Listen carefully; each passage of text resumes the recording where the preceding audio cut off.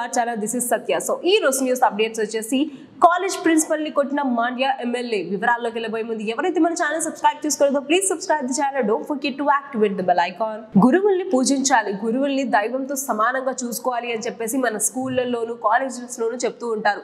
Parents కూడా చెప్తూ ఉంటారు. టీచర్స్ మాట వినాలి, టీచర్స్ ఏది చెప్పినా చేయాలి, అంతేకాకుండా మీ మంచికే చెప్తూ ఉంటారు, ప్రతిదీ కూడా పాటించాలి అని చెప్పేసి మన పెద్దలు కూడా చెప్తూ ఉంటారు.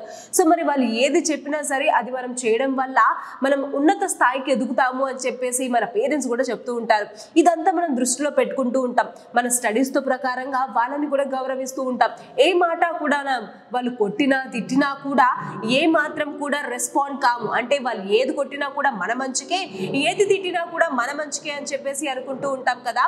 కానీ గురువుల్ని కొట్టొచ్చు అని చెప్పేసి ఈ ఎమ్మెల్యే నిరూపించారు.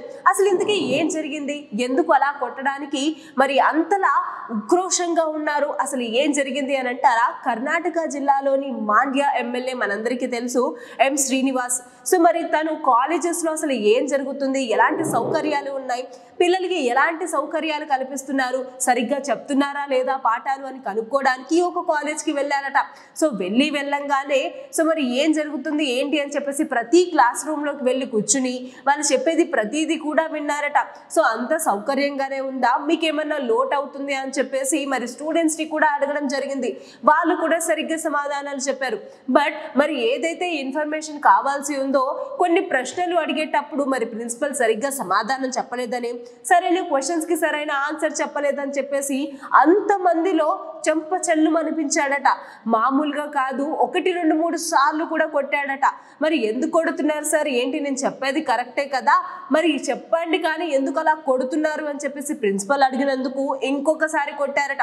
నేను ఎమ్మెల్యేని, నేను అధికారంలో ఉన్నాను, సో మీరు సరిగ్గా చెప్తున్నారా లేదా అని చెక్ చేయడానికి నన్ను గవర్నమెంట్ పంపించింది. సో మరి నేను ఏదైతే క్వశ్చన్స్ వేస్తున్నానో దానికి రెస్పాండ్ కాకుండా మరి అడ్డగోలుగా మీరు సమాధానం చెప్తే ఎలాగా అని చెప్పేసి అలా గట్టిగా అరవడంతో కాస్త కామయ్యారట.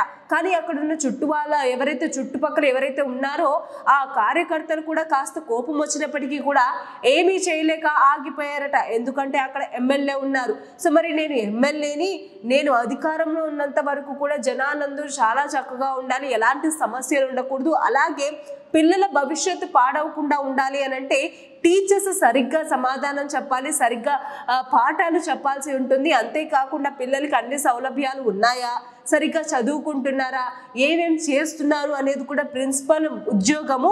మరి ప్రిన్సిపల్ ఉద్యోగం సరిగ్గా చేయకపోతే మరి నేను ఇలాగే కొడతాను, నేను స్ట్రిక్ట్గా ఉంటాను అని చెప్పేసి వార్నింగ్ ఇచ్చాడట. అసలు ఇంతకీ ఏ కాలేజ్లో జరిగింది అని అంటే సో ఐటీఐ కాలేజ్, మాండ్యాలో ఉన్న కృష్ణరాజ్ ఐటీఐ కాలేజ్లో జరిగింది. సో మరి ఇలాగే కాకుండా ప్రతి కాలేజెస్లోను స్కూల్స్లోనూ వెళ్ళి చెక్ చేయడం, అండ్ అక్కడ సరిగ్గా సౌలభ్యాలు లేకపోయినా కానీ సరిగ్గా పాఠాలు చెప్పకపోయినా కూడా ఇలాగే వార్నింగ్ ఇస్తున్నాడట. కానీ ఈ న్యూస్ చూసిన ప్రతి ఒక్కరు కూడా మరి ఎమ్మెల్యే చదువుకోలేదా, తను చదువుకునేటప్పుడు గురువుల్ని మనం గౌరవించాలి, అంతేకాకుండా వాళ్ళ మీద చెయ్యి వెత్తకూడదు, అంతేకాకుండా వాళ్ళు ఏం చెప్పినా కూడా శ్రద్ధగా వినాలి అని చెప్పేసి మరి ఎమ్మెల్యే చదువుకోలేదా, అంతలా గురువుని కొట్టాల్సిన అవసరం ఏంటి, ప్రిన్సిపాల్ అయినా టీచర్ అయినా కానీ గురువే కదా, అలా చేసుకోవడం చాలా తప్పు అని చెప్పేసి నెటిజన్స్ చాలా మండిపడుతున్నారట. మరి ఇలాంటి వాళ్ళకి ఎమ్మెల్యే పదవి ఎలా ఇస్తున్నారో ఏంటో తెలియట్లేదు అంటున్నారు ఇంకొంతమంది.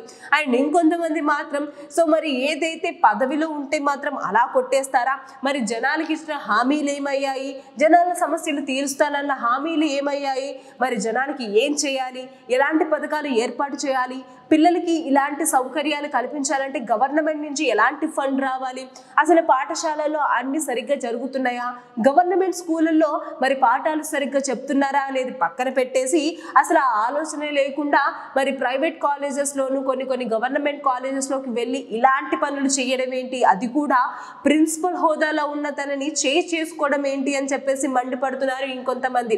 మరి ఇలాంటి తీరుని మరి కర్ణాటక గవర్నమెంట్ ఎలాంటి రెస్పాండ్ ఇస్తుంది, మరి నిజంగానే కౌన్సిలింగ్ ఇస్తుందా, లేదంటే ఇలా చేయకూడదు అని చెప్పేసి వార్నింగ్ ఇస్తుందా, లేదంటే సస్పెండ్ చేస్తుందా అనేది కూడా ముందు ముందు తెలియబోతుంది.